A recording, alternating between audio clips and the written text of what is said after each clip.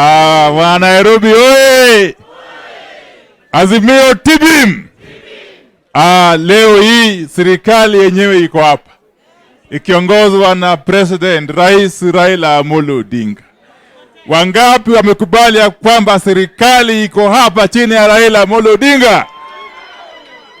La kwanza kabisa, mimi niko na salamu nimemaletea kutoka kwa wabunge wa Azimio, wabunge wa bunge la kitaifa.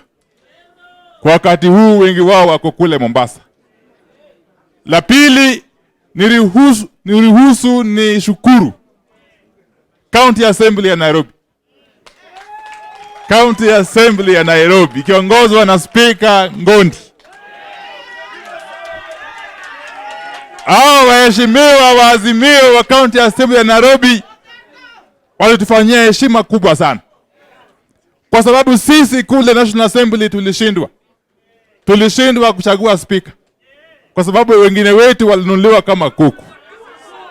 Lakini hao walisimama kidete, wakachagua speaker kamili wa Azimio. Tuwapigie makofi.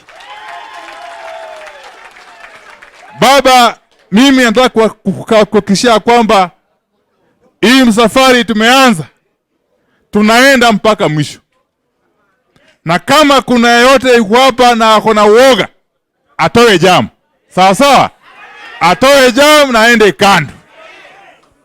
Hii akamkunja juzi ni kionjo tu. Tunataka Jacaranda siku ya Jumapili ifurike na watu wenyewe waone.